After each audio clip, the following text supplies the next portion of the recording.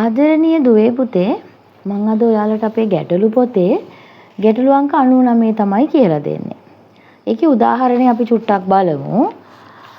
එක සමාන ඉරටු කැබලි යොදාගෙන පහත දැක්වෙන සමචතුරස්‍රාකාර නිර්මාණය කරනු ලැබේ. මෙම රටාව අනුව 10 වෙනි සමචතුරස්‍රය දක්වා නිර්මාණය කිරීමට අවශ්‍ය ඉරටු කැබලි ගණන කීයද කියලා තමයි අපේ පළවෙනි ප්‍රශ්නේ විදියට අහන්නේ.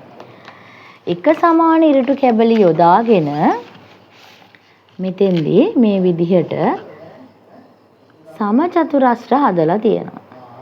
දැන් ඔන්න සමචතුරස්‍ර 1යි. දැන් සමචතුරස්‍ර 2යි. දැන් සමචතුරස්‍ර 3ක් තියෙනවා. මේ විදිහට ඉස්සරහට සමචතුරස්‍ර 10ක් නිර්මාණය වෙනවා. ඉතින් පුතේ දුවේ පළවෙනි සමචතුරස්‍රය හදන්න නම් අපිට ඉරටු කැබලි 4ක් යනවා. එතන ඉඳලා දෙකට අපිට යන්න ඉරටු කැබලි 3යි. මෙතන අපිට ඉරටු කැබලි කීයක් යනවද කියලා බලන්න 10ක් වගේ කුඩා ප්‍රමාණයක් දීලා තියෙන නිසා ඇඳලා බලන්නත් පුළුවන්. එතෙන්දී අපි කරන්නේ මේ විදිහට සමචතුරස්‍ර 10ක් වෙන් කරගමු. 1 2 3 4 5 6 7 8 9 10 අපිට දැන් මේක ගණන් කරලා බලන්නත් පුළුවන්. 1 2 3 4 5 6 7 8 9 10 11 12 13 14 15 16 17 18 19 20 21 22 23 24 25 26 27 28 29 30 31 අපි ගණන් කරලා බලනකොට 31ක් ඕන ඉරටු කැබලි සමචතුරස්‍ර 10ක් හදන්න. ඉතින් දුවේ පුතේ අපිට සමචතුරස්‍ර 20ක් 25ක් 30ක් ඊටත් වැඩි හදන්න කොච්චරක් යනවද කියලා ඇහුවොත් අපිට ඒ තරම් සමචතුරස්‍ර ඇඳලා බලන්න බෑනේ. ඒ නිසා අපි මේකට ලේසි ක්‍රමයක් බලමු. මෙතෙන්දී අපි කරන්නේ පුතේ අපේ අහන සමචතුරස්‍ර 1 2 3 1 2 3 දෙවෙනි කොටුව හදන්න. දෙවෙනි සමචතුරස්‍රය හදන්න අපිට ඉරටු කීයක් යනවද කියලා බලනවා. දෙවෙනි කොටුව හදන්න අපිට ඉරටු ගිහින් තියෙන්නේ 3යි. මේක පළවෙනි කොටුවනේ. දෙවෙනි කොටුව හදන්න අපිට ඉරටු ගිහිල්ලා තියෙන්නේ 3යි. අපෙන් අහන්නේ 10 වෙනි සමචතුරස්‍රය. එතකොට පුතේ මේ අහන සමචතුරස්‍රය ගුණ කරනවා දෙවෙනි කොටුවට ගියපු ඉරටු ගානේ. එතකොට අපිට එනවා උත්තරේ 30යි. ඒකට අපි අනිවාර්යයෙන්ම එකක් එකතු කරනවා. එතකොට අපිට 31ක් කියලා උත්තරේ එනවා. අපි ඉස්සෙල්ලා අපි ගණන් කරද්දිත් අපිට ආවේ 31යි. උත්තරෙත් දැන් 31ක් ආවා. අපි ඕනනම් තව මේකට අපි ගානක් හදලා උත්තරේ හරිද කියලා බලමු. මම ඒකට දෙවෙනි උදාහරණය යොදා ගන්නවා.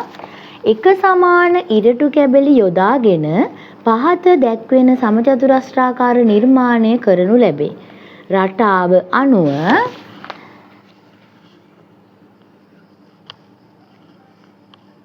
එක දෙක තුන මේ ආකාරයට සමචතුරස්‍ර 23ක් නිර්මාණය කරන්න ඉරටු කොච්චරක් ඕනද කියලා තමයි අපෙන් අහන්නේ.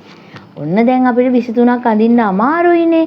ඒක නිසා මම ඔයාලට දෙවෙනියට කියලා දීපු ක්‍රමේ යොදා ගන්නවා. දෙවෙනි සමචතුරස්‍රයට අපිට ගිහින් තියෙන්නේ මෙතනත් ඉරටු 3යි. 1යි 2යි 3යි. එතකොට පුතේ මේ 3ෙන් ගුණ කරනවා අපෙන් අහන සමචතුරස්‍රය. අවසානයේ අහන්නේ අපෙන් 23. 3 වරක් 3 9යි 3 වරක් 2 6යි. අපි අනිවාර්යෙන් කරන්න ඕන එකක් තමයි 69ට එකක් එකතු කරනවා. එතකොට එනවා පුතේ 70. එහෙනම් අපිට ඉරටු කැබලි 70ක් ඕන වෙනවා මේ වගේ කුඩා සමචතුරස්‍ර 23ක් නිර්මාණය කරගන්න. ඊළඟට පුතේ මේකෙන් අපිට අහන්න තව ප්‍රශ්නයක් දෙන්න. අපේ උදාහරණේ තියෙනවා ඉරටු කැබලි 25ක් යොදාගෙන කීවෙනි සමචතුරස්‍රය සෑදීම. ඉරටු කැබලි 25ක් ගන්නේ ඉරටු 25ක් ගන්නේ සමචතුරස්‍ර කීයක් හදන්නද කියලා අපෙන් දෙවෙනි ප්‍රශ්නෙට අහනවා. දැන් පුතේ අපි ඔයාලට මතක ඇති අපි ආපු ಗುಣ කරලා ආපු උත්තරයට එකක් එකතු කරානේ. එහෙනම් අපි අහන සමචතුරස්‍රයෙන් එකක් අඩු කරනවා. එතකොට එනවා 24යි. ඊට පස්සේ පුතේ අර දෙවෙනි සමචතුරස්‍රය හදන්න. ඒ කියන්නේ අපේ දෙවෙනි සමචතුරස්‍රය හදන්න ගත්තු ඉරටු ගානින් බෙදන. එහෙනම් පුතේ උත්තරේ එනවා එතකොට 8යි. 24 බෙදීම 8 3 සමානයි 8යි. ඔන්න පුතේ අපි මේ ගාන හරිද කියලා බලමු. මෙතෙන්දි පුතේ අපි බලමු ඉරටු කැබලි අපි සමචතුරස්‍ර 8ක් ඇඳලා බලමු. උත්තරේ හරිද කියලා. 1 2 3 4 5 6 7 8 අපි බලමු ගණන් කරලා 1 2 3 4 5 6 7 8 9 10 11 12 13 14 15 16 17 18 19 20 21 22 23 24 මේ පැත්ත එකත් එක්ක 25යි. මං හිතනවා දුවලා පුතාලට මේ ගණන් ගැටලු වර්ග දෙකම තේරෙන්න ඇති කියලා. අපි එහෙනම් මේකේ තියෙන ගැටලු ඉදිරියට හදාගෙන යමු.